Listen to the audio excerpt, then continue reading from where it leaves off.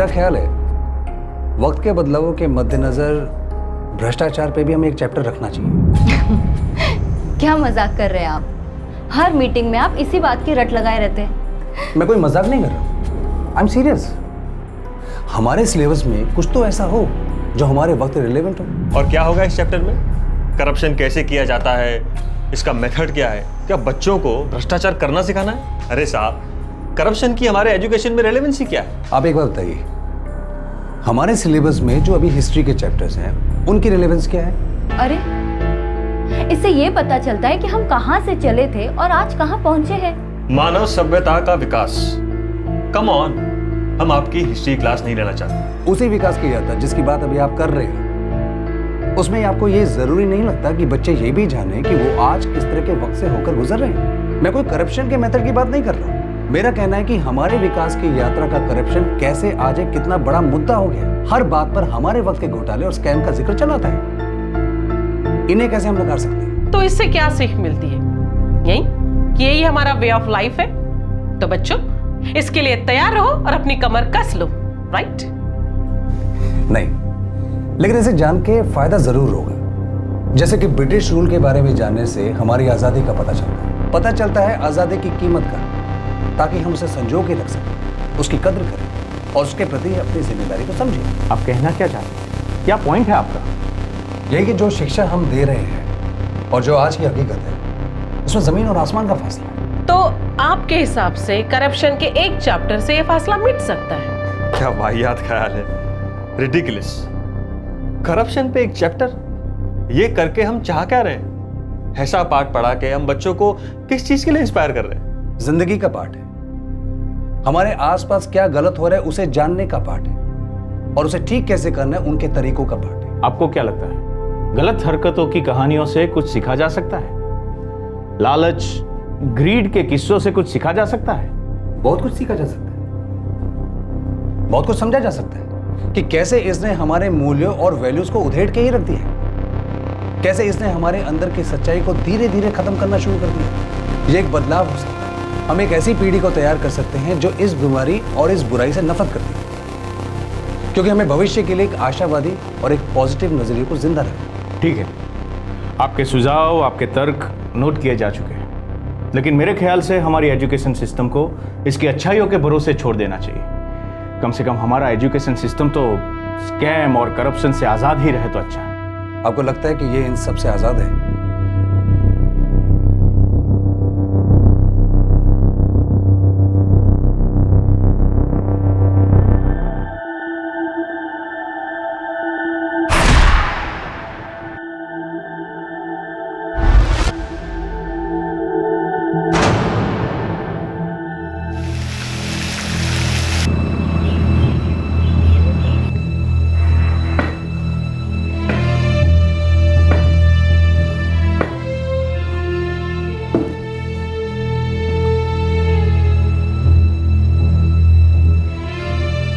जो भी कदम उठाए गए उनका मकसद सिर्फ और सिर्फ राज्य में शिक्षा के स्तर को बेहतर बनाना था।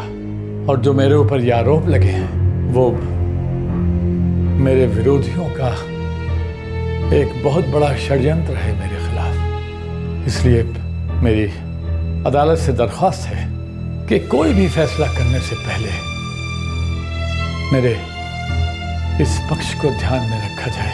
अदालत इस बारे में विचार करेगी।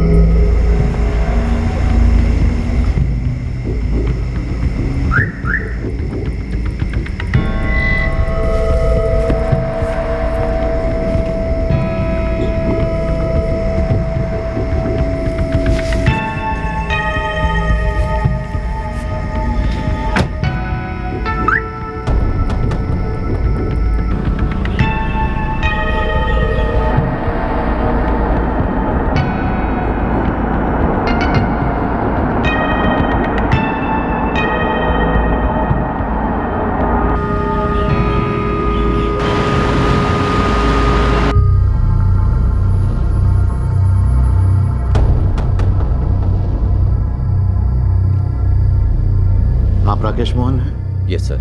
कोर्ट को बताएं कि आप इस रिट के जरिए क्या कहना चाहते हैं। सर, ये सारे बंडल्स प्राइमरी स्कूल टीचर्स की भर्ती के रिजल्ट्स हैं जो मैनिपुलेटेड हैं और फर्जी हैं। सरकार की ओर से मुझे 2200 टीचर्स की रिक्रूटमेंट के मैनिपुलेटेड और फर्जी रिजल्ट्स दिए गए और उन्हें अनाउंस करने के लिए कहा गया, लेकिन सर मैंने ऐसा नहीं किया और उन्हें सेफ कस्टडी में रखा। सही रिजल्ट्स दिसंबर 99 में ही तय हो चुके थे जो मेरी ऑफिस की अलमारी में बंद थे। मुझसे पहले जो डायरेक्टर थे उन्होंने उसे सील बंद कर दिया था। 16 सितंबर 2000 को मैंने उसे खोला और उन्हीं रिजल्ट्स को डिक्लेयर किया था sir.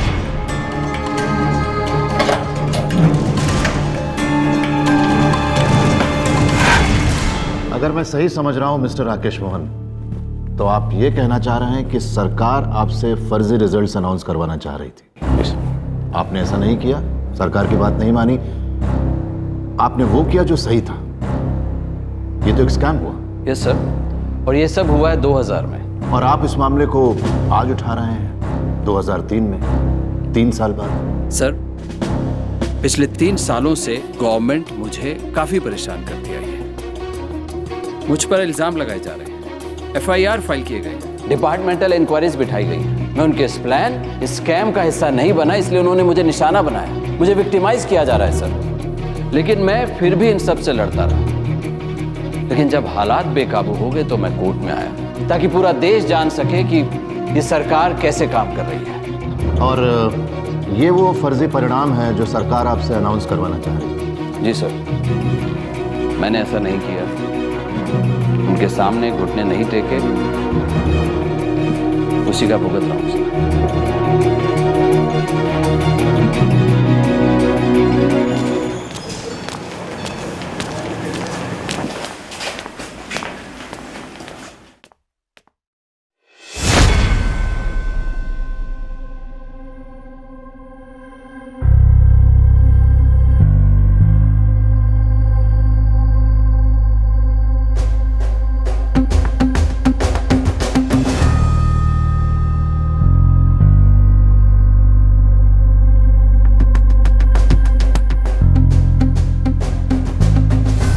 Rakesh Mohan, director of primary education, जिनका कहना है कि उन पे राज्य के 22 जिलों में 2200 टीचर्स की रिक्रूटमेंट की मैनिपुलेटेड फेक लिस्ट रिलीज करने का दबाव डाला गया, जो कि उसने नहीं किया।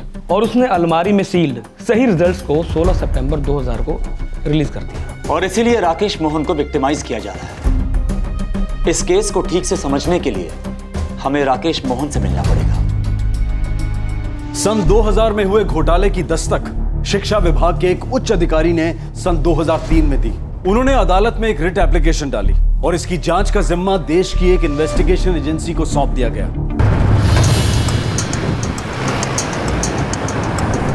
सर, राकेश मोहन के खिलाफ स्टेट के सेक्टर पुलिस स्टेशन में FIR दर्ज है। वो सरकार के इसी हरासमेंट की बात कर रहा था। विक्रम, एक काम करो, तुम FIR की सारी डिटेल्स निकलवाओ, तब तक हम राकेश मोहन से बात करते हैं। Right sir.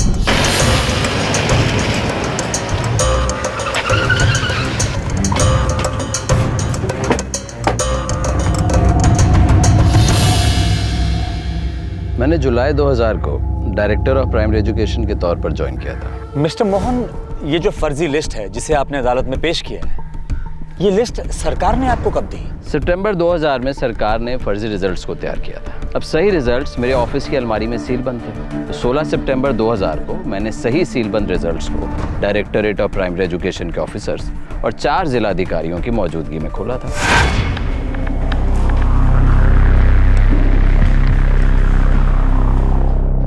अश्विन जी, नारायण जी, मनोज जी, राजेश जी, ये मैं आपके सामने खोलने जा रहा हूं। मैं नहीं चाहता मुझ पर किसी भी तरह की धोखाधड़ी का इल्जाम लगे।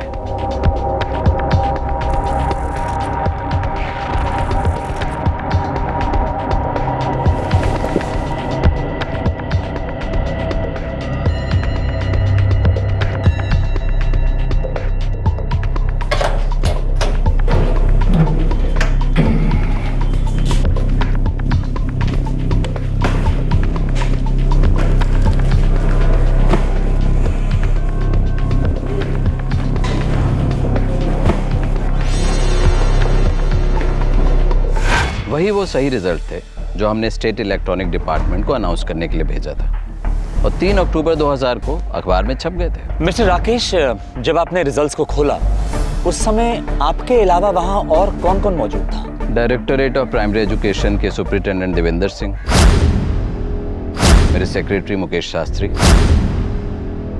और 4 जिलों के शिक्षा अधिकारी यशविन हरजाई, नारायण खेमका, मनोज ललवानी, राजेश गुप्ता।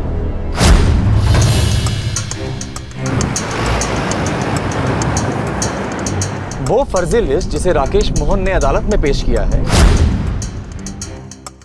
चलो हम उसे ए लिस्ट कहते हैं, और उसके मुताबिक जो जेन्युइन लिस्ट है उसे हम बी लिस्ट कहेंगे, जो अलमारी में सील बंद थी और जिसे राकेश मोहन ने 16 सितंबर 2000 को बाहर निकाला और रिलीज किया। इसका मतलब यह है कि अब हमें बी लिस्ट को हासिल करना है। सर, वो डायरेक्टरेट ऑफ प्राइमरी एजुकेशन के पास होनी चाहिए। मिल रहा है, काम करो, वहां फोन करके इन्फॉर्म कर दो कि हमारे हैं, लेकिन हाँ, हमारे आने की वजह मत बताओ। सर,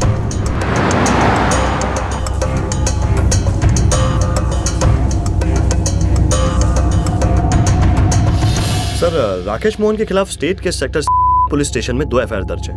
विजिलेंस डिपार्टमेंट ने सर करप्शन के चार्जेस लगाए हैं। और राकेश मोहन का दावा है कि ये सब कुछ उसे हरास करने के लिए किया जा रहा है। सर, हाँ मिल रहा है। डायरेक्टरेट ऑफ प्राइमरी एजुकेशन के सुपरिटेंडेंट देवेंद्र सिंह से कल सुबह की मीटिंग फिक्स हो गई है। गुड। सबसे पहले हमें बी लिस्ट को हासिल करना है, जो कि राकेश मोहन के हिसाब से जेन्युइन लिस्ट है। फिर इन दोनों लिस्ट को टैली करने के बाद ही हम जान पाएंगे कि ए लिस्ट फर्जी है या नहीं। उसके बाद ही हम गवर्नमेंट पे केस दर्ज करने के बारे में सोच सकते हैं। Vikram, in the mean time मैं चाहता हूं कि तुम टीचर्स के रिक्रूटमेंट की सारी डिटेल्स बाहर निकालो। इंटरव्यूज कब हुए, कहां हुए, कितने एप्लीकेंट्स थे, मुझे सारी की सारी डिटेल चाहिए। Sir,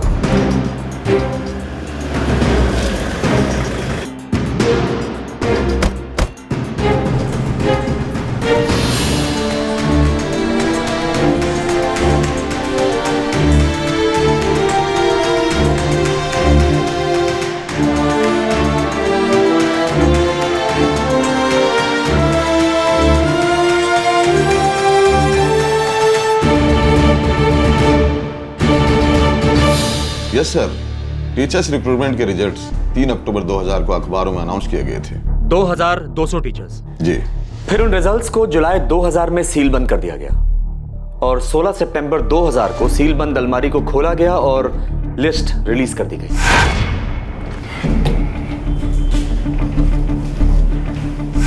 yes sir. Mister Devendra, मुझे वो सिलेक्शन लिस्ट चाहिए। सर, हार्ड कॉपीज तो हर डिस्ट्रिक्ट ऑफिस में होगी। जानता हूं, मैं सॉफ्ट कॉपी की बात कर रहा हूं, and I am sure soft copy तो आपके ऑफिस में जरूर होगी।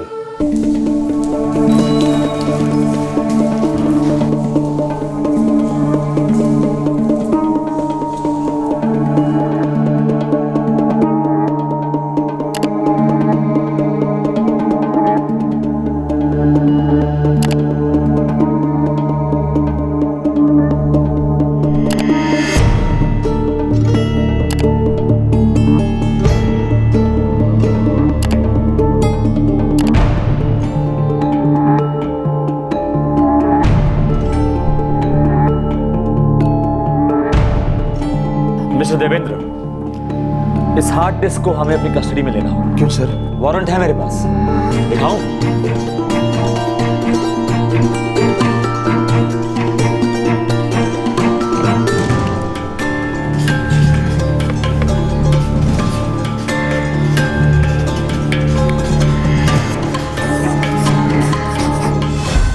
मिलरॉय, इसे एनालिसिस के लिए एफएसएल भेज दो। Yes sir. Sir, directorate of primary education ने प्राइमरी स्कूल टीचर्स की रिक्रूटमेंट नवंबर 1999 में अनाउंस की थी, अखबारों में इश्तिहार के जरिए।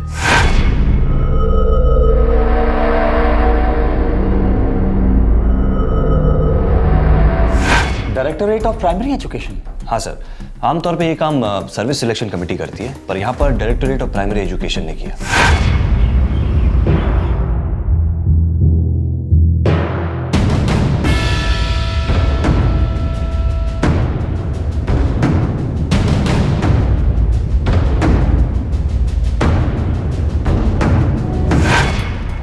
सर ये हाई लेवल डिसीजन था जो सितंबर 1999 में लिया गया था। 2200 प्राइमरी स्कूल टीचर्स के रिक्रूटमेंट का इश्तेहार नवंबर 1999 में अखबारों में आया। और इंटरव्यूज कब लिए गए? सर स्टेट के 22 जिलों में से 7000 एप्लीकेशंस आई।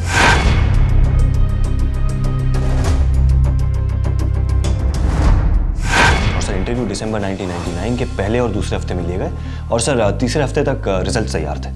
यानी कि रिजल्ट्स जो कि बी लिस्ट है, राकेश मोहन के हिसाब से जेन्युइन लिस्ट जिसे अलमारी में सील बंद रखा गया, और ए लिस्ट जिसे राकेश मोहन फर्जी कह रहा है, वो उसे सितंबर 2000 में दी गई इस ओरिजिनल बी लिस्ट से बदलने के लिए, जो कि राकेश मोहन ने नहीं किया। विक्रम, अब हमें यह पता लगाना है कि ए लिस्ट जिसे अदालत में राकेश मोहन ने पेश किया वो कहां बनी है, कब बनी है, और बी लिस्ट कहां बनी है जो राकेश मोहन के हिसाब से असली लिस्ट है।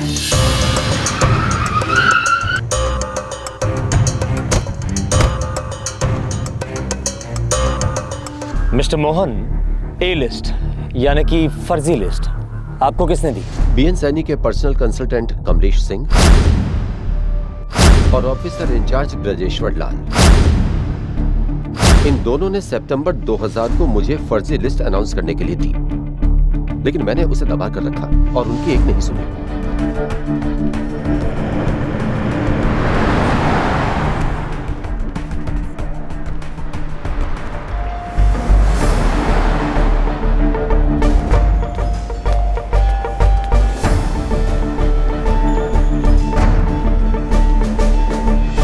राकेश मोहन झूठ बोल रहा है।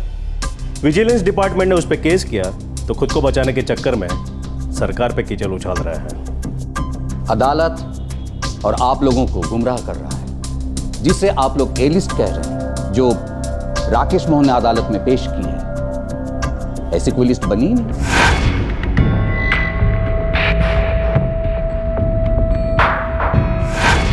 अगर असल में कोई लिस्ट बनी है तो वो है जिसे अनाउंस किया गया था, जिसे आप लोग बी लिस्ट कह रहे हैं, जो आपको डायरेक्टोरेट ऑफ प्राइमरी एजुकेशन के हार्ड डिस्क से मिली है।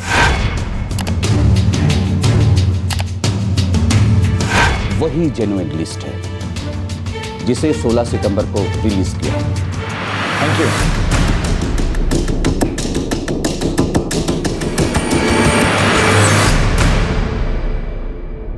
सबसे बड़ा सवाल यह उठ रहा था कि क्या सच में कोई ए लिस्ट बनी थी? क्या राकेश मोहन अदालत और इन्वेस्टिगेटिंग एजेंसीज को गुमराह कर रहा था? क्या सच में वो एक विसिल ब्लोअर ही था, या फिर इस सब के पीछे उसका अपना कोई स्वार्थ था? अब ए लिस्ट सही है या बी, ये तो दोनों को टैली करने के बाद ही पता चलेगा। राइट सर, जो फेक लिस्ट है उसमें जरूर कुछ ऐसा है जो उसे पहले से अलग करता हो, या उनके बीच कोई ऐसा फर्क होगा जो तुरंत पकड़ में आएगा। राइट।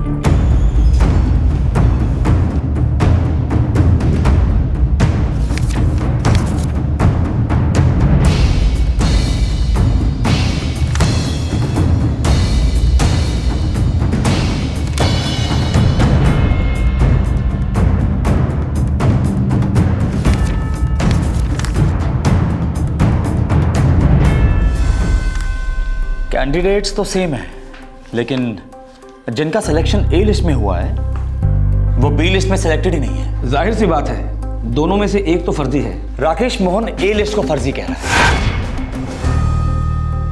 ब्रजेश्वर और कमलेश कह रहे हैं कि ऐसी कोई लिस्ट बनी ही नहीं, लेकिन राकेश मोहन और बाकी सब उसी लिस्ट को असली कह रहे हैं जिसे राकेश मोहन ने अनाउंस किया।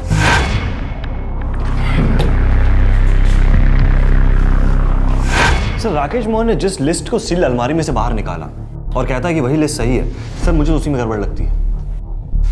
सर रिक्रूटमेंट के लिए हर कैंडिडेट को सर 20 में से नंबर दिए गए। बी लिस्ट जिसे सितंबर 2000 में रिलीज किया गया और कहा गया कि वही लिस्ट सही है, सर उसमें सिलेक्टेड कैंडिडेट्स को ये देखिए 17, 18, 17, 17 सब जनरल कैटेगरी के लोगों को इसी तरीके के नंबर दिए गए। और सर रिजर्व कैटेगरी को ये देखिए 8, 9, 7, 9 इसी तरीके के नंबर दिए गए। ये तो एक पैटर्न है, पैटर्न जिसे कुछ खास लोगों की तरफदारी के लिए बनाया गया। बी लिस्ट को ही राकेश मोहन, यहाँ तक कि ब्रजेश्वर और कमलेश सिंह भी सही बता रहे हैं। मिल रहा है ए लिस्ट के रिजल्ट्स। सर यहाँ कैंडिडेट्स के मार्क्स काफी नॉर्मल है। सर ये देखिए 5, 7, फिर 11, 11 से फिर 14, फिर ये 6, 8, 4, 13 और इसी तरह आगे भी है। अब यहाँ कोई पैटर्न नहीं है। इंटरव्यू में जिस तरह नेचुरली मार्क्स दिए जाते हैं ये बिल्कुल वैसा ही है। सर मुझे तो ऐसा लगता है कि ये राकेश मोहन हमें बना रहा है, ए को फर्जी कह के और बी को जेन्युइन कह के। सर कोई ना कोई मकसद जरूर छुपा है। मकसद तो है, अब ये पता लगाना बहुत जरूरी है कि ए और बी लिस्ट कब कब बनी। विक्रम, उसके बाद ही हम इस केस में आगे बढ़ पाएंगे। हेलो, हाँ शमीम। हार्ड डिस्क की लिस्ट को स्कैन किया है। इसे सितंबर 2000 में बनाया गया था और ये बी लिस्ट दिसंबर 1999 में नहीं बनी थी। इसे 13 सितंबर 2000 को SLL कंप्यूटर्स में बनाया गया था, माइक्रोसॉफ्ट ऑफिस 2000 में। Thanks sir. SLL कंप्यूटर ने बी लिस्ट बनाई थी और सितंबर 2000 में, ना कि दिसंबर 99 में। Are you sure? सर इसका मतलब है राकेश मोहन हमसे झूठ बोल रहा है। Milroy, are you sure? Shamim ने यही कहा। यस सर, वो थोड़ी देर में रिपोर्ट्स फैक्स करने वाला है। बी लिस्ट जिसे राकेश मोहन ओरिजिनल होने का दावा कर रहा है। तो ये फेक लिस्ट है। I see. तो राकेश मोहन हमें गुमराह करने की कोशिश कर रहा है। विक्रम, पता करो कि कहां है ये SLL कंप्यूटर्स। सर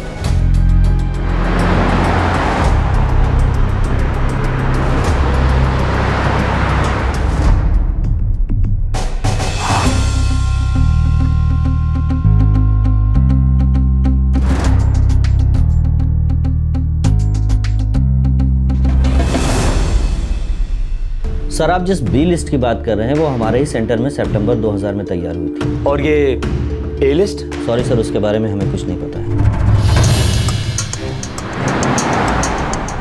एक बात तो तय है कि एक लिस्ट दिसंबर 99 में बनी है और दूसरी सितंबर 2000 में। अब इन दोनों में से कौन सी फर्जी है, वही इस मामले की असली कड़ी है और वही बता पाएगी कि आखिर ये घोटाला है क्या। सर एक बार स्टेट इलेक्ट्रॉनिक्स डिपार्टमेंट में चेक करते हैं जहां से ये लिस्ट रिलीज हुई थी। पर विक्रम, वहां से हमें क्या इन्फॉर्मेशन मिल सकती है? टीचर्स की रिक्रूटमेंट की एप्लीकेशन को रिसीव करने का जिम्मा इन्हीं लोगों का था। सर हो सकता है हमें कुछ ऐसा पता चल जाए जो कहीं और से पता ना चला।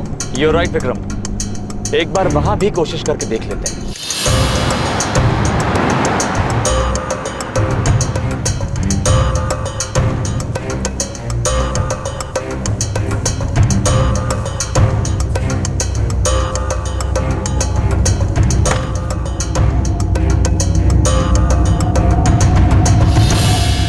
हमें लिस्ट 17 सितंबर 2000 को मिली।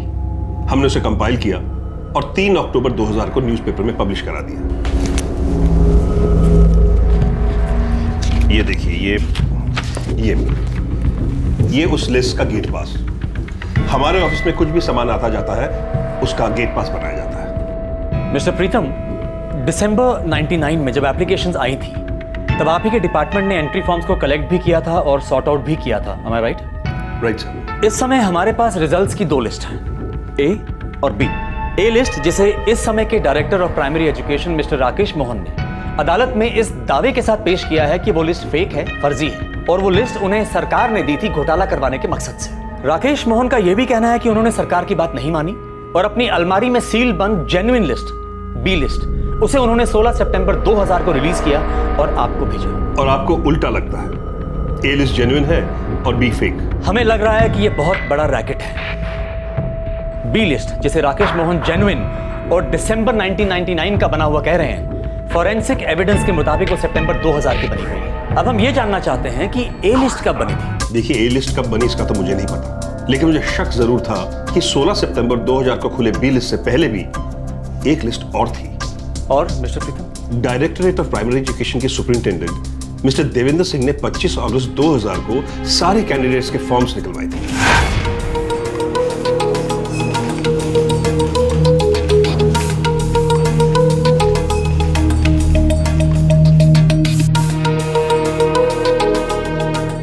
देवेंद्र जी, जरा अपने डिपार्टमेंट से फास्ट काम करने को कहिए ना। हमने तो सारे एप्लीकेशन प्रोसेस कर दिए और गीता जी ने तो जुलाई में हमसे कहा था कि ये रिजल्ट्स जल्द से जल्द डिक्लेयर किए जाएं। टाइम तो लगता है ना प्रीतम जी, 1-2 नहीं, पूरे 2200 टीचर्स की रिक्रूटमेंट है। काम लगातार चल रहा है। ये जो एप्लीकेशन फॉर्म्स हैं, इन्हें लिस्ट से टैली करना बाकी रहा है, हो जाएगा। मिस्टर देवेंद्र सिंह टैली करने के लिए सारे एप्लीकेशन फॉर्म्स ले गए। 1 मिनट, ये उनका गेट पास उनके सिग्नेचर के साथ।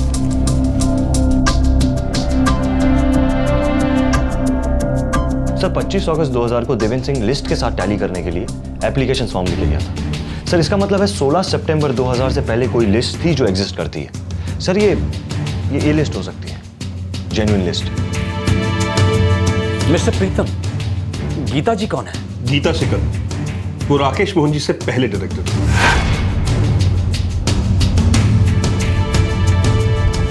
Thank you very much mister Peter. You welcome.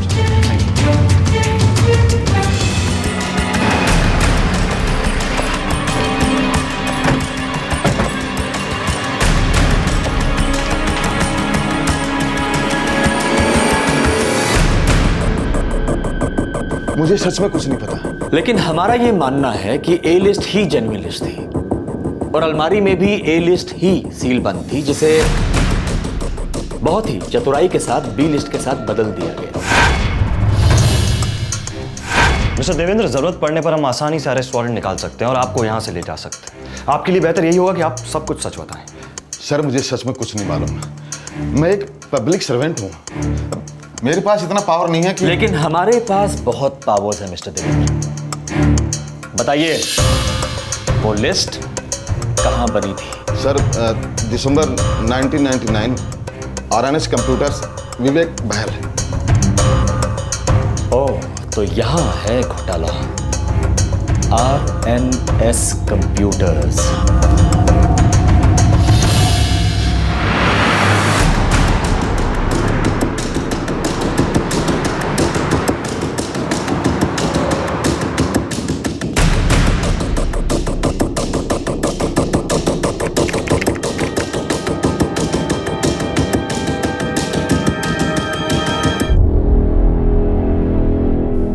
आप जिस लिस्ट की बात कर रहे हैं, ये हमारे सेंटर में दिसंबर 1999 में बनी थी। कौन सी डेट को? एक मिनट। 27 दिसंबर 1999 को हमने इस ए लिस्ट को कंपाइल किया और उसके बाद में Manohar Pandey, director of primary education के ऑफिस में भेज दिया। ये मिस्टर मनोहर पांडे, ये गीता सिकंद से पहले के डायरेक्टर थे, राइट? जी हाँ सर। मिस्टर बहल, फोरेंसिक एनालिसिस के लिए मुझे आपकी हार्ड डिस्क को अपनी कस्टडी में लेना होगा। अब हमारे पास पुख्ता सबूत है कि राकेश मोहन झूठ बोल रहा है। ए लिस्ट ही जेन्युइन है और बी फर्जी। लेकिन एक बात मेरी समझ में नहीं आती कि राकेश मोहन ऐसा कर क्यों रहा है। सर, मनोहर पांडे से कल मिल सकते हैं उसके घर पर। विक्रम, एक काम करो, इस मनोहर पांडे का सारा बैकग्राउंड बाहर निकालो। सर, ये मनोहर पांडे अप्रैल 2000 तक डायरेक्टर ऑफ प्राइमरी एजुकेशन थे। उसके बाद उनका तबादला हो गया और इस बीच गीता सिकंद डायरेक्टर थी। सर, मनोहर पांडे का सर्विस रिकॉर्ड बेदाग है, अनकॉम्प्रोमाइजिंग और इनकरप्टेबल सर। अब मुझे यकीन होता जा रहा है विक्रम, ए लिस्ट ही जेन्युइन लिस्ट है।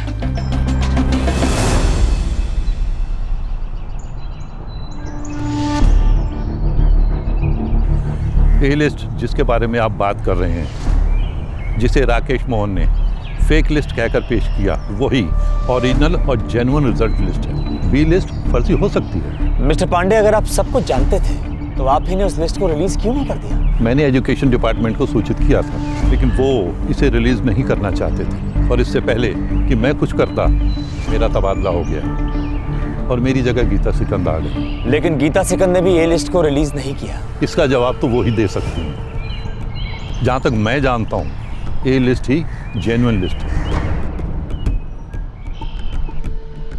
डिपार्टमेंट का एक डायरेक्टर मनोहर पांडे ए लिस्ट को रिलीज करना चाहता है, लेकिन उसका ट्रांसफर करवा दिया जाता है। उसके बाद उसकी जगह गीता सिकंद पद संभालती हैं, लेकिन ए लिस्ट फिर भी रिलीज नहीं होती। उसके बाद एक तीसरा डायरेक्टर राकेश मोहन पद संभालता है और एक नई ही लिस्ट रिलीज करता है, बी लिस्ट। और फिर 3 साल के बाद वो आके ये कहता है कि ए लिस्ट फर्जी है, जो गवर्नमेंट ने उसको दी थी रिलीज करने के लिए, लेकिन उसने ऐसा नहीं किया। जबकि बाकी सभी अधिकारी एक ही बात कह रहे हैं कि ऐसी कोई लिस्ट थी ही नहीं। सर, दाल में कुछ काला नहीं मिल रहा है।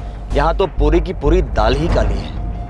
सर, गीता सिकंद कोई और डिपार्टमेंट में शिफ्ट हो गई है, वो हमसे कल मिल सकती है। गुड।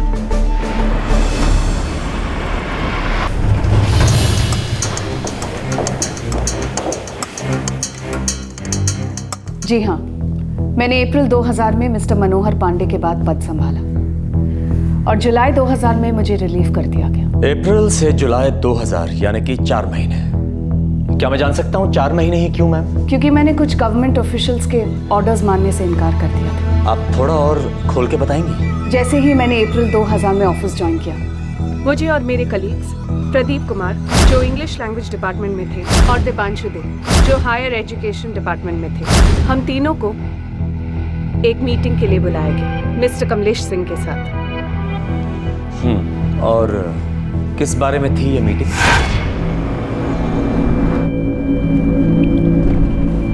एजेंडा क्या है इस मीटिंग का?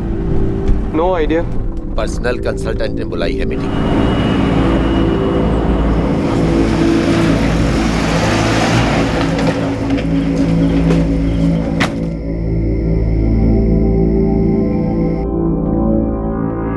गीता जी, आपके डिपार्टमेंट में टीचर्स के रिक्रूटमेंट की सिलेक्शन लिस्ट है? जी हाँ, 2200 टीचर्स सिलेक्ट की गई थी। वो लिस्ट है हमारे पास। दरअसल सरकार उस लिस्ट से नाखुश है। मैं कुछ समझी नहीं। वो लिस्ट तो 22 जिलों की डिस्ट्रिक्ट कमिटीज ने इंटरव्यूज के बाद तैयार की थी। हाँ, वो लिस्ट तो एकदम सही लिस्ट है। और पहले के डायरेक्टर मिस्टर मनोहर पांडे ने उस लिस्ट को रिलीज करने की बात भी की थी। मैं समझता हूं, लेकिन सरकार को ऐसा नहीं लगता, इसलिए उस लिस्ट पे दोबारा विचार करना चाहती है। आप खुलकर बताएंगे कि आप क्या कहना चाहते हैं?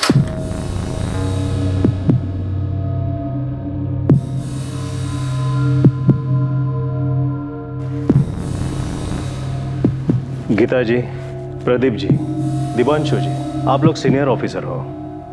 मुझे नहीं लगता ये समझने में आपको ज्यादा दिक्कत होगी। आप जरा खुलकर बताएंगे तो समझने में आसानी होगी। खुलकर बोले तो लिस्ट बदलनी है और नई लिस्ट बनानी है। क्यों?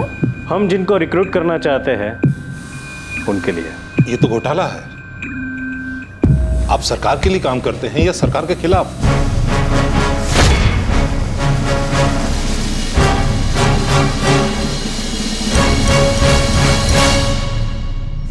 उसके बाद जो भी हुआ, हमने जो भी देखा और सुना, मैं आपको सब सच सच बता सकती हूँ।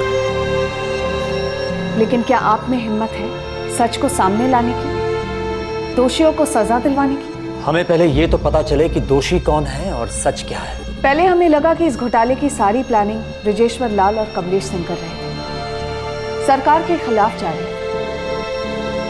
पर हमें सबसे बड़ा शौक तब लगा जब वहां राम कुमार सैनी आए।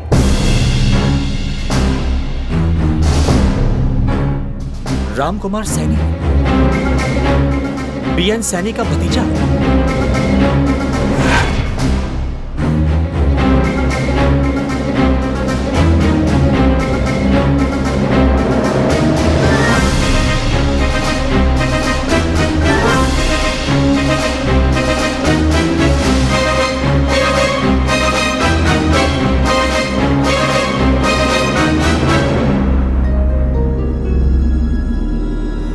ये सरकार का डिसीजन, लिस्ट बदली जाएगी। अभी जो आप लोगों के पास लिस्ट है उसके बदले एक नई लिस्ट तैयार कीजिए। लेकिन ये ऑफिशियल लिस्ट है। अगर आप लिस्ट बदलवाना भी चाहते हैं तो भी ऑफिशियल सर्कुलर्स तैयार करवाने पड़ेंगे, नए सिरे से अनाउंसमेंट्स करनी होगी। ऐसा कुछ नहीं करेंगे हम। आपके पास में जो लिस्ट है उसे कूड़े में फेंक दीजिए और एक नई लिस्ट तैयार कीजिए। इस काम में ब्रिजेश्वर लाल और कमलेश जी आपकी मदद करें। सॉरी सर, मैं आपके कहने से लिस्ट नहीं बदल सकती। ये गलत है, गैर कानूनी है। मुझे भी ऐसे किसी घोटाले का हिस्सा नहीं बनना है। और मुझे भी। सॉरी।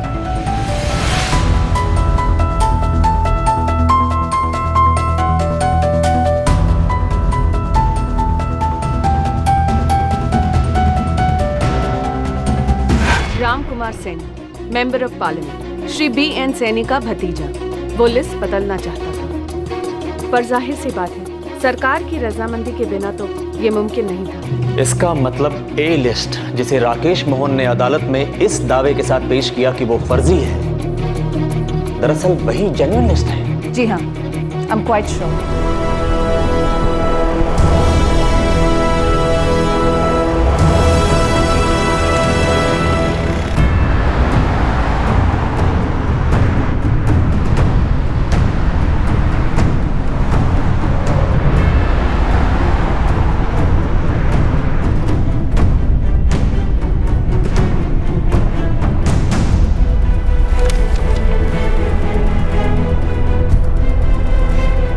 सर, इस केस की जांच अभी शुरुआती स्तर पे ही है, लेकिन इसी दौरान हमारे सामने कुछ बहुत ही शॉकिंग बातें आई हैं। मिस्टर राकेश मोहन ने जिस ए लिस्ट को इस दावे के साथ अदालत में पेश किया कि वो फेक है,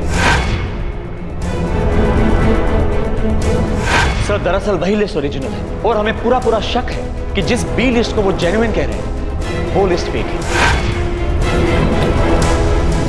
तो फिर वो अदालत और जांच एजेंसियों को क्यों गुमराह कर रहा है? सर ये केस जैसा दिख रहा है या दिखाया जा रहा है, ये उससे भी काफी बड़ा स्कैम है। अब इस पूरे स्कैम में राकेश मोहन का क्या मकसद है इस बारे में हम जान नहीं पाएंगे, लेकिन वो बेदाग नहीं है और ना ही कोई विसल ब्लोअर है। सर हमारा ये मानना है कि राकेश मोहन भी इस घोटाले में बराबर का भागीदार है। सर ये आपसी अनबन का मामला लगता है। आपको शक है इसमें कुछ ऊपर के लेवल के लोग भी शामिल हैं? जी sir, Ram Kumar Saini, member of parliament, और अगर थोड़ी गहराई से जांच की जाए तो हो सकता है सर कि श्री BN सैनी भी इस घोटाले में शामिल है। चार्जशीट फाइल करने के लिए हमें थोड़ा सा और वक्त चाहिए।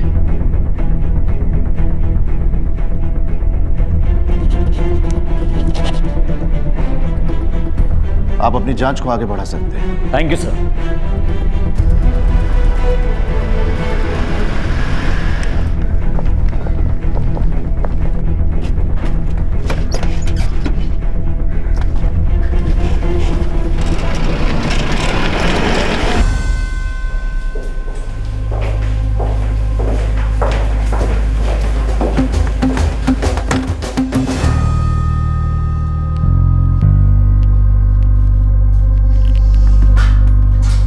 मिस्टर मोहन, आपका दावा है कि ए लिस्ट फेक है। एकदम झूठ। बल्कि बी लिस्ट, जिसे आप कब से जेन्युइन कह रहे हैं, वो फेक है, उसके साथ छेड़खानी की गई है। ऐसा हो ही नहीं सकता। मैंने जो कहा है वो सच कहा है। आप ही का कहना है मिस्टर मोहन कि आपने 16 सितंबर 2000 को सील बंद अलमारी खोलकर उसमें से असल लिस्ट यानी कि बी लिस्ट उसे रिलीज किया।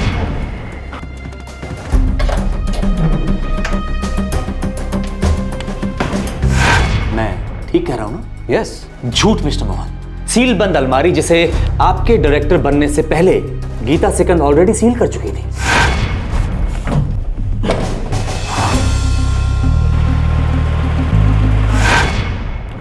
मैं आपको बताता हूं कि दरअसल हुआ क्या। 16 सितंबर 2000 से पहले ही छेड़खानी की जा चुकी थी। बहुत ही सावधानी से आपने अलमारी को डीसील किया, उसमें से ओरिजिनल ए लिस्ट को बाहर निकाला और उसे फेक बी लिस्ट से बदल दिया। फिर सबके सामने आपने दोबारा डीसील करने का नाटक किया और उस फेक बी लिस्ट को आपने न्यूज़पेपर में रिलीज कर दिया। No nonsense. क्या सबूत है आपके पास? आप ही का दावा है मिस्टर मोहन कि ओरिजिनल लिस्ट अलमारी में सील बंद थी, वो लिस्ट जो दिसंबर 1999 में बनी थी। यस।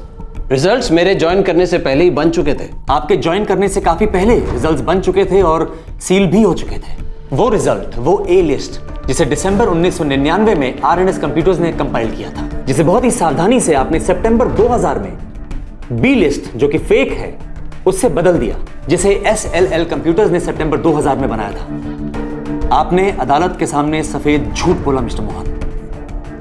आप भी उसी सांठगांठ का हिस्सा है मिस्टर मोहन जो इस लिस्ट को बदलने में इंटरेस्टेड थे। जाहिर सी बात है 2200 टीचर्स।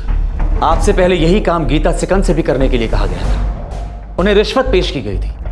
जब उन्होंने मना किया तो उनका तबादला करवा दिया गया और फिर आपको बुलाया गया वही काम करने के लिए जो अब तक नहीं हुआ था। डोंट वरी मिस्टर मोहन, हमारे पास बहुत सारे सबूत हैं। जी हाँ, मैंने ट्रांसफर की मांग की क्योंकि मैं वो नहीं कर सकती थी जो वो चाहते थे।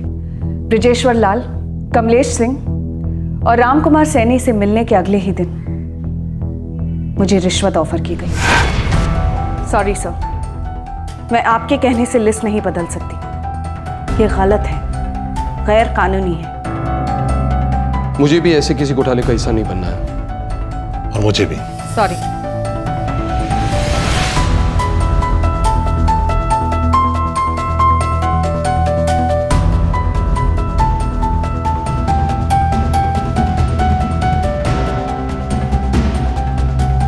मैं सब संभालूंगा। हेलो। गीता जी, सरकार के आदेश को ना मानना अच्छी बात नहीं होती। ये तो राज्य की जनता के खिलाफ है, घोटाला है ये। मैं किसी घोटाले का हिस्सा नहीं बनना चाहती। देखिए गीता जी, बहुत पैसा है। चलिए मैं आपको सीधा ऑफर देता हूँ, 4%। जरा सोचिए, हिसाब लगाइए। लेकिन मैं अपने ज़मीर को नहीं बेच सकती। मैंने डिटेल में इस रिक्रूटमेंट स्कीम को समझा है और पता चला कि इसकी तो शुरुआत ही घोटाले के इरादे से की गई थी। आई एम सॉरी, लेकिन मैं इसका हिस्सा नहीं बनना चाहती। गीता जी, मैं आपसे एक बात जानना चाहता हूं जो कब से मुझे परेशान कर रही है। जहां तक मेरी नॉलेज है, टीचर्स के रिक्रूटमेंट की जिम्मेदारी सर्विस सिलेक्शन कमेटी के पास होती है, लेकिन इस मामले में ये जिम्मेदारी डायरेक्टोरेट ऑफ प्राइमरी एजुकेशन को क्यों दे दी गई? कॉन्स्पिरेसी की शुरुआत तो यहीं से हुई, सितंबर 1999 से, जब रिक्रूटमेंट को डायरेक्टोरेट ऑफ प्राइमरी एजुकेशन के हवाले कर दिया गया।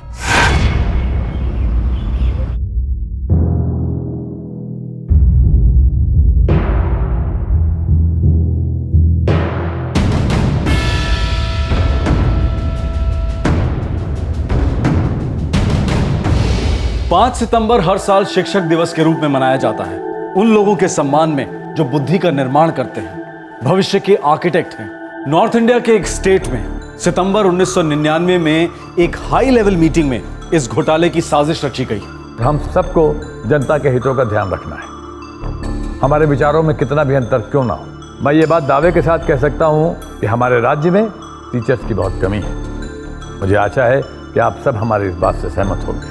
राज्य के 22 डिस्ट्रिक्ट्स में करीब 2200 टीचर्स की कमी है। मेरा यह मानना है कि जो संस्थान अभी तक सरकारी स्कूलों के टीचर्स की नियुक्ति करता आया है, वो इतनी भारी संख्या में टीचर्स की नियुक्ति करने में असमर्थ रहेगा और टीचर्स की नियुक्ति में विलंब ना हो। इसलिए मेरा सुझाव है कि इस पूरे प्रोसेस को डिसेंट्रलाइज करके डिस्ट्रिक्ट हेडक्वार्टर को सौंप देना चाहिए। हर एक डिस्ट्रिक्ट कमेटी उम्मीदवारों को छांटेगी, इंटरव्यू करेगी और उनमें से सिलेक्ट करेगी। हमारा प्रस्ताव है कि प्राइमरी स्कूल टीचर्स के रिक्रूटमेंट को व्यवहारिक तौर पे डायरेक्टोरेट ऑफ प्राइमरी एजुकेशन के अधीन किया जाए, जिससे कि सरकारी स्कूलों में 5वीं कक्षा तक की टीचर्स की कमी जल्द से जल्द पूरी की जा सके। ये बेहतर और प्रभावशाली शासन की तरफ एक और कदम होगा। इस प्रस्ताव को हमारा समर्थन प्राप्त है। आप लोगों को क्या कहना है?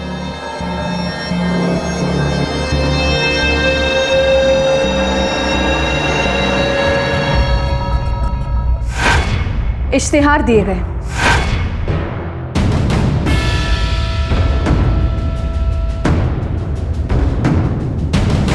दिसंबर 1999 के पहले और दूसरे हफ्ते में इंटरव्यूज हुए। Mister Manohar Pandey, director of primary education की कड़ी निगरानी में ये रिजल्ट्स तैयार किए गए,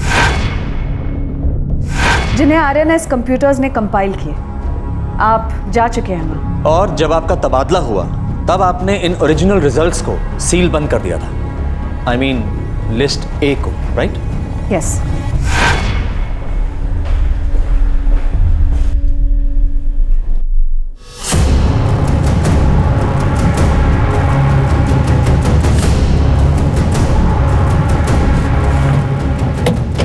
देवेंद्र जी, 5 मीटर का एक लाल कपड़ा मंगवाइए। जी मैडम।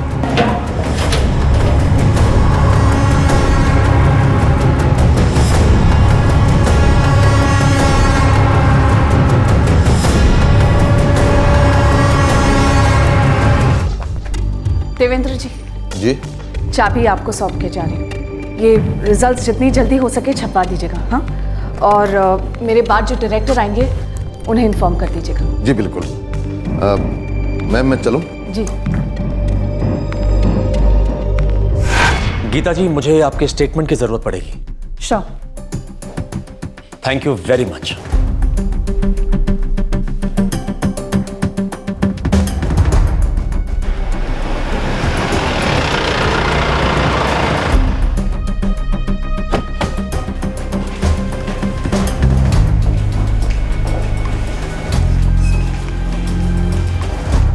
सर, मैं तो डायरेक्टरेट एक छोटा सा कर्मचारी हूँ।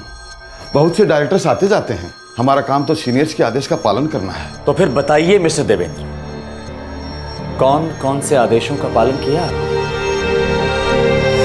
मिस्टर मोहन, आपने ओरिजिनल ए लिस्ट की फेरबदल में कोई कसर नहीं छोड़ी। धोखा हुआ आपको, गुमराह किया किसी ने। देखते हैं आप हमें कब तक धोखा दे सकते हैं।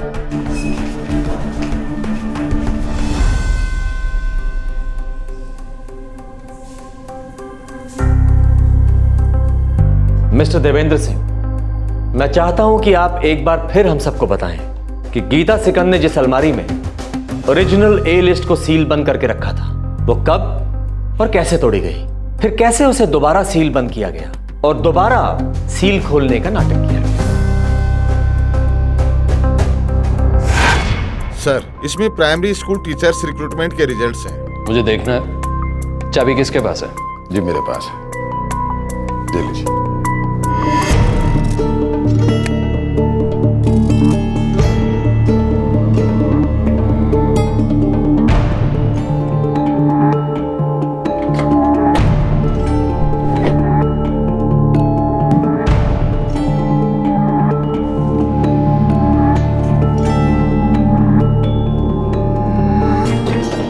देवेंद्र, मुकेश, बंडल्स को लेके स्टेट गेस्ट हाउस जाओ और मेरा इंतजार करो। हमें नए कैंडिडेट की लिस्ट से टैली करना। Alright sir.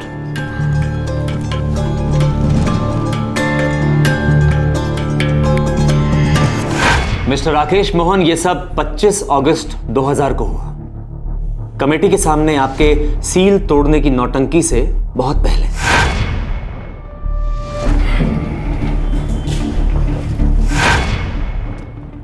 Mister Rakesh Mohan, मैं चाहता हूं कि आप ही सब कुछ समझा दें। ऑनेस्टली इसी सारे स्कैम को तो मैं देश की जनता के सामने लाना चाहता था। ऑनेस्टली मुझे लगता है कि आप भी इस स्कैम में बराबर के भागीदार हैं। इसीलिए मुझे आपसे ऑनेस्ट जवाब चाहिए। क्या बी लिस्ट फेक, मैनिपुलेटेड नहीं है? क्या सरकार में बैठे कुछ लोगों के इशारे पर आपने ओरिजिनल लिस्ट को बदल नहीं दिया?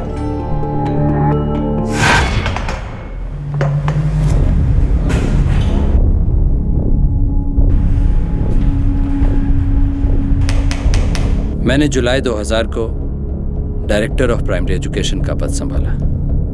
ज्वाइन करते ही मेरी पहली मीटिंग श्री B.N. सैनी से हुई।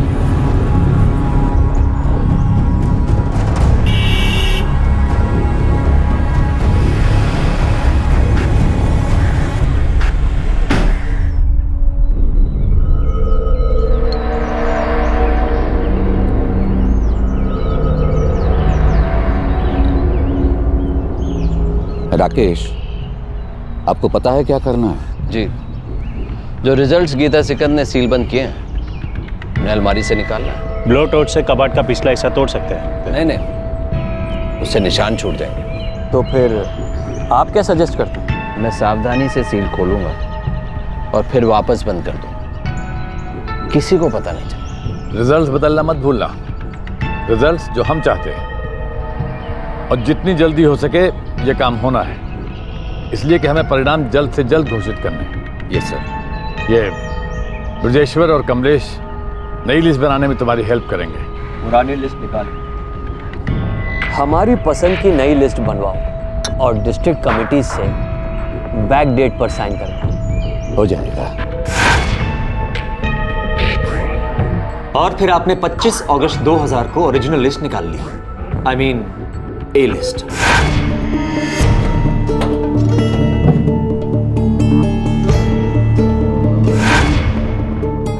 फिर आपने फेक रिजल्ट्स यानी कि बी लिस्ट को सील कर दिया। जी।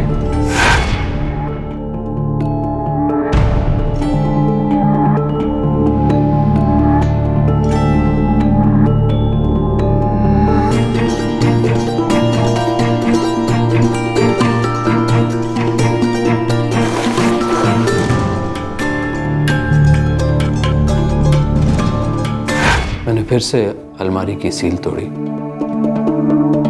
और नई लिस्ट को 16 सितंबर 2000 को रिलीज कर दिया। अश्विन जी, नारायण जी, मनोज जी, राजेश जी, ये मैं आपके सामने खोलने जा रहा हूं। मैं नहीं चाहता मुझ पर किसी भी तरह की धोखाधड़ी का इल्जाम लगे।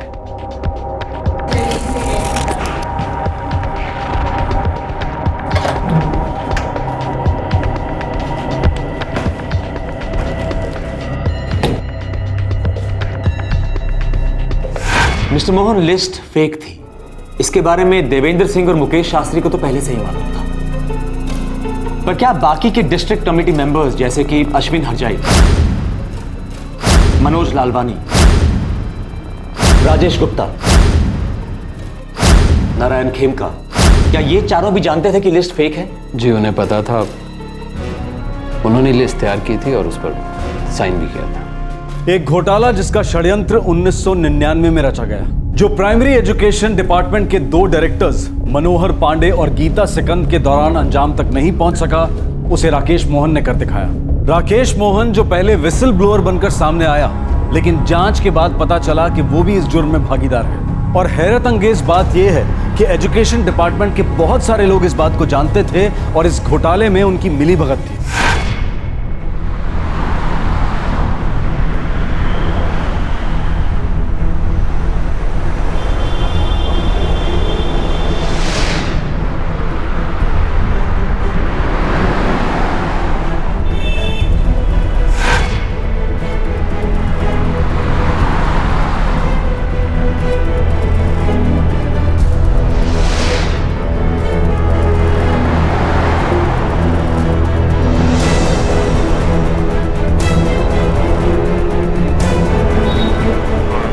मैं क्या कर सकता हूं? ऑर्डर्स ऊपर से आते हैं, गवर्नमेंट से आते हैं। मैं तो डिस्ट्रिक्ट हेड हूं, मुझे दिल्ली बुलाया गया।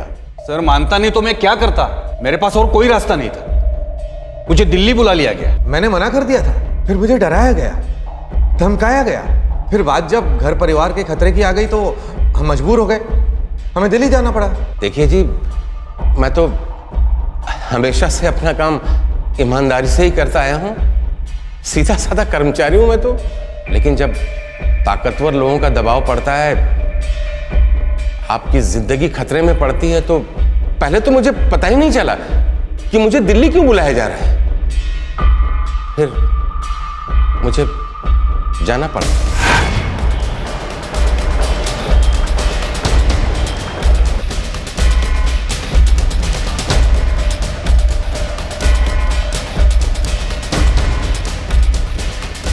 मिस्टर मोहन, 2 सितंबर 2000 दिल्ली के स्टेट गेस्ट हाउस में मीटिंग रखी गई थी। जी।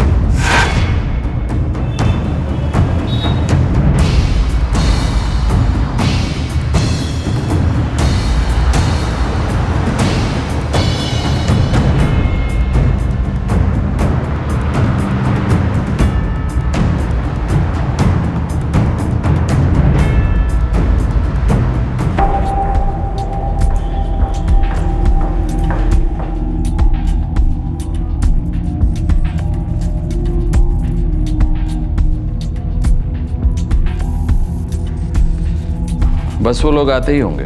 हमें केयरफुली मामले को हैंडल करना होगा। अगर जरूरत पड़ी तो जो करना होगा वो करना होगा।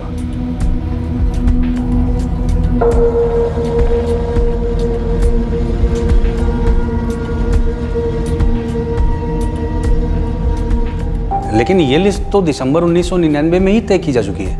नई लिस्ट बनानी है। क्यों? आप नई लिस्ट बनाए, सवाल मत करें। लेकिन क्यों? ऊपर से ऑर्डर है, फिर से बनानी है। हम लोग आपको नई लिस्ट देंगे उसके मुताबिक। नहीं नहीं, ये तो घोटालेबाजी है। मतलब आप चाहते हैं कि मैं रिजल्ट्स के साथ छेड़छाड़ करूं? ये लिस्ट योग्यता के आधार पर बनी उन टीचरों की लिस्ट है जिन्हें हमारे बच्चों को पढ़ाना है। हमें आपका प्रवचन नहीं सुनना है। हम चाहते हैं कि आप हमारे हिसाब से लिस्ट बनाएं और उस पर दस्तखत करें, बस। मैं मना कर दूं तो देखिए, आप घर परिवार वाले हैं, आपकी पत्नी टीचर हैं, आपकी बहू भी टीचर है। आप मुझे धमकी दे रहे हैं? आप ऊपर से आए हुए ऑर्डर को मानने से इनकार कर रहे हैं। आपकी सारी सुविधाएं, आपकी ग्रेचुइटी रोक दी जा सकती है। आपका ट्रांसफर किसी अनजाने से इलाके में कर दिया जा सकता है, वो भी तरीके से, नियमों के अंदर। आप अपनी जिंदगी में दुख, दर्द, तकलीफें बढ़ाना चाहते हैं या हमारा साथ देना चाहते हैं, वक्त के साथ चलना चाहते हैं? तो इसका मतलब ऑथोराइज बॉडी से रिक्रूटमेंट को निकालकर जो एजुकेशन मिनिस्ट्री में लाने का खेल खेला गया था, वो इसी घोटाले को अंजाम देने के लिए किया गया। आप जो भी सोचना चाहें सोचें, सोच सकते हैं, लेकिन करने के लिए आपके पास एक ही चीज़ है, लिस्ट बदलें और साइन करें। अब यूं फालतू में कोई किसी परिवार को नुकसान तो नहीं पहुंचाएगा ना? नहीं, आप इस ईमानदारी और सच्चाई के बोझ से अपने आप को परेशान मत कीजिए। देखिए, कोई भी टीचर आए, बच्चों को पढ़ाएंगे तो वही चीज़, इससे बच्चों की ज़िंदगी में कोई फ़र्क नहीं पड़ने वाला। लेकिन हाँ, अगर आप इस बात को मानने से इनकार कर दें तो आपकी ज़िंदगी में फ़र्क पड़ेगा। आपकी ज़िंदगी का ये जो खूबसूरत बगीचा है वो उजड़ के बंजर ज़मीन बनने में ज़्यादा देर नहीं लगेगी।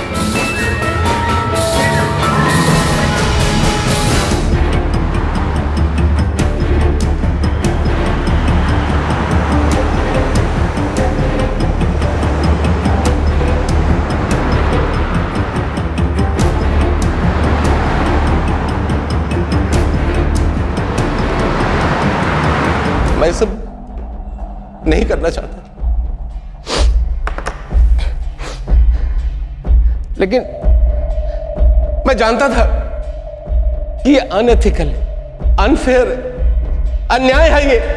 सर, आप तो जानते ही हो पॉलिटिकल प्रेशर क्या होता है। आप इसके खिलाफ कैसे, इसके खिलाफ आप नहीं जा सकते हो।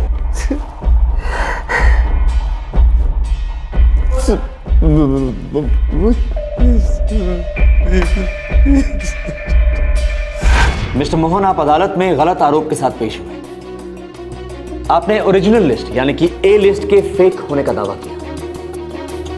इस पूरे षड्यंत्र के बारे में आप शुरू से सब कुछ जानते थे, और तो आप खुद इस षड्यंत्र में शामिल थे। आपको क्या लगा था मिस्टर मोहन कि ये बी लिस्ट, फेक लिस्ट, आप जिसके जेन्युइन होने का शुरू से दावा कर रहे हैं, ये हमारी नजरों से चूक जाएगी? लानत है आप पे मिस्टर मोहन, और सब पे जो इसमें इन्वॉल्व है। आप लोगों ने एक बहुत ही संगीन जुर्म किया है। और मिस्टर मोहन, ये है हर जिले की वैकेंसी लिस्ट। विज्ञापन में हर जिले की नंबर ऑफ वैकेंसीज साफ साफ लिखी हुई हैं, और आपके आकाओं और साजिश करने वालों ने अपने मन मुताबिक रिक्रूटमेंट की संख्या ही बदल दी। आपको कुछ और सुनाना है। ये देखिए, district 1 number of vacancies 161, number of appointments सिर्फ 96। District 2 number of vacancies 210, number of appointments 171। District 3 number of vacancies 292, number of appointments 335। और district 4 number of vacancies 60 mister Mohan, लेकिन number of appointments 312। Mister Mohan, ये डिस्ट्रिक्ट 4 श्री बीएन सैनी के भतीजे राम कुमार सैनी की ही तो constituency है। I mean, वो यही के तो सांसद है ना। Am I right, mister Mohan, और नॉट? हेलो राकेश, काम हुआ कि नहीं? जी सर, ज्यादातर डिस्ट्रिक्ट कमेटी के सदस्य तो मान गए। गुड। अब एक नई लिस्ट बनाओ और उसे इसी महीने रिलीज करो। ज्यादा देर करना ठीक नहीं है। जी सर। और वो ओरिजिनल लिस्ट का क्या हुआ? सर, वो मैंने अलमारी से निकाल ली है, मेरे पास ही पड़ी है। गुड। अब हमें उसकी जरूरत नहीं है, काम जल्दी करो। मिस्टर मोहन, मैं आपको बताता हूं कि दरअसल हुआ क्या होगा। हुआ दरअसल ये कि आपकी सरकार से अनबन हो गई, क्योंकि विजिलेंस डिपार्टमेंट ने जो भ्रष्टाचार के आरोप आप पे लगाए, उसमें सरकार ने आपका बचाव नहीं किया। दूध में से मक्खी की तरह निकाल के आपको फेंक दिया मिस्टर मोहन। फिर आपने सोचा कि अब क्या किया जाए, इसीलिए आपके पास जो ओरिजिनल ए लिस्ट पड़ी थी, आपने उसे कोर्ट में पेश कर दिया ताकि आप उसे फेक साबित कर सकें और सरकार से बदला ले सकें। मैं सच को सामने लाना चाहता हूं। नहीं मिस्टर मोहन, आप सच को छुपाना चाहते थे, अपने कुकर्म छुपाना चाहते थे, अपने आप को बचाना चाहते थे मिस्टर मोहन। आप कोई जनता के लिए लड़ने वाले विसल ब्लोअर नहीं है मिस्टर मोहन। आपने जो कुछ किया अपने मकसद को छुपाने के लिए किया। नतीजा क्या हुआ?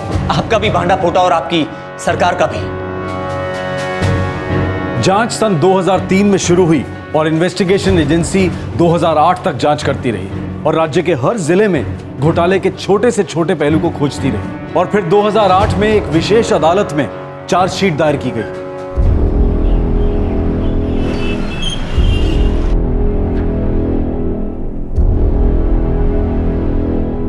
योर ऑनर, हमने अपनी जांच में पाया कि इस पूरे घोटाले की शुरुआत ऊपर से ही हुई है। I mean, Shri BN Saini के दफ्तर से। उन्हीं के भतीजे श्री राम कुमार सैनी, उनके पर्सनल कंसल्टेंट, ऑफिस इंचार्ज समेत तकरीबन 40 अधिकारियों के खिलाफ हमने अपनी चार्जशीट में आरोप लगाए हैं, जो कि कुछ इस प्रकार है। 120B criminal conspiracy, 420, 467, 468, section 13 subsection 2 with section 13 subsection 1 Prevention of Corruption Act under 1998. That's all, Your Honor.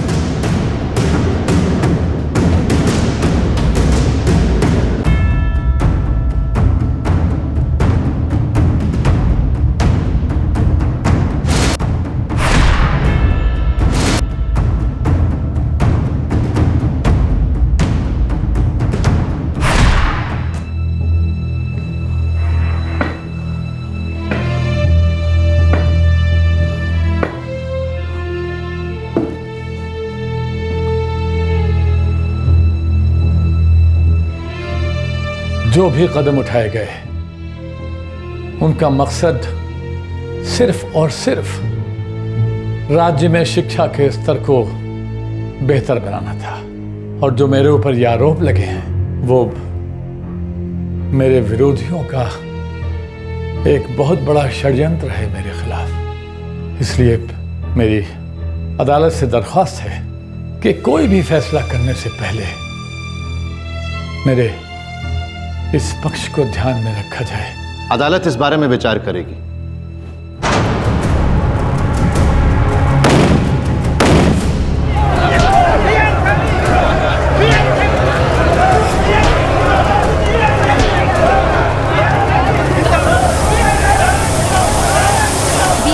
और उनके भतीजे राम कुमार सैनी के समर्थक और उनके पार्टी कार्यकर्ताओं ने अदालत का पूरा रास्ता जाम कर दिया है। ये स्थिति बहुत ही गंभीर बनी हुई है। पुलिस को वाटर कैनन और लाठी चार्ज का भी सहारा लेना पड़ रहा है।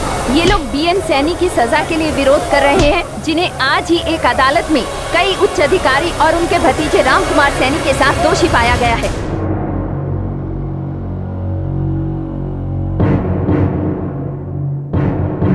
श्री बीएन सैनी, उनके भतीजे राम कुमार सैनी और उनके पर्सनल कंसल्टेंट श्री कमलेश सिंह, इन तीनों के काबिल वकील का कहना है कि इस केस के दायर होने की वजह से इन तीनों के राजनीतिक करियर को बहुत नुकसान पहुंचा है। वकील का आगे कहना है कि इनकी ऐसी बेइज्जती हुई कि ये समाज में मुंह दिखाने के लायक नहीं रहे।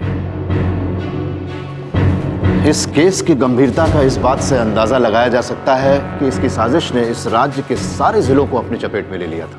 इस केस की गंभीरता और भी बढ़ जाती है क्योंकि हमारा संविधान जो भारत के हर नागरिक को रोजगार के समान अवसरों की गारंटी देता है, उसका इस साजिश में बड़ी बेशर्मी के साथ उल्लंघन हुआ था।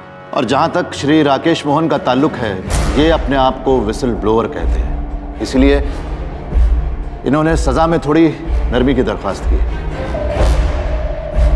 मैं यहां पर यह बात रखना चाहूंगा कि पूरी सुनवाई के दौरान इनका यही प्रयास रहा कि इनका इस अपराध में कोई हिस्सा नहीं है। प्रोसिक्यूशन बियॉन्ड डाउट यह साबित कर चुका है कि मिस्टर राकेश मोहन पूरी तरह से इस घोटाले में शामिल थे और इन्होंने ही जाली परिणामों वाली लिस्ट को रिलीज किया। इस केस के दौरान शुरू से लेकर आखिर तक इनका असली और नकली लिस्ट के बारे में एक ही स्टेटमेंट रहा है। इसीलिए इस अदालत के पास सिवाय इसके और कोई विकल्प नहीं रह जाता कि इन्हें भी बाकी दोषियों की तरह एक ही नजर से देखा जाए जिन्होंने इस साजिश को अंजाम दिया।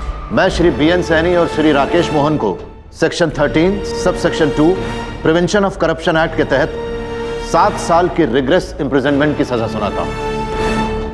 120B read with section 418, 467, 471 read with section 13 sub section 2 of prevention of corruption act के तहत दोनों ही दोषियों को 10 साल रिग्रेस इम्प्रिजनमेंट की सजा सुनाई जाती है। मैं श्री राम कुमार सैनी, श्री ब्रजेश्वर लाल, श्री कमलेश सिंह को 122B read with section 418, 467, 471 read with section 418, 467, 471 of prevention of corruption act के तहत 10 साल रिग्रेस इम्प्रिजनमेंट की सजा सुनाता हूं।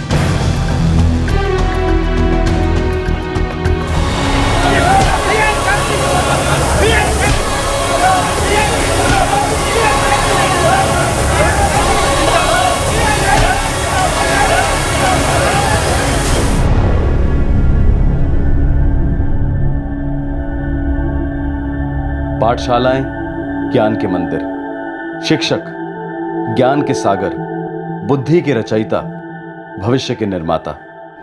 लगभग 40 से कुछ ज्यादा लोगों को राज्य के प्राइमरी स्कूल टीचर्स घोटाले में प्रिवेंशन ऑफ करप्शन एक्ट के तहत अलग अलग सजा सुनाई गई। जब उनके वकील ने तर्क दिया और कहा कि जाली परिणामों पर दस्तखत करने की वजह दबाव और परिवार को मिली धमकियां थी, तो माननीय न्यायाधीश ने एक बेहद ही संतुलित नजरिया रखा। अदालत में पेश हुए पुख्ता सबूत ये बताते हैं कि आरोपी बेहद दबाव में थे, इसलिए उन्हें ऐसी स्थिति का सामना करना पड़ा जबकि इंसान के एक तरफ कुआं होता है और दूसरी तरफ खाई।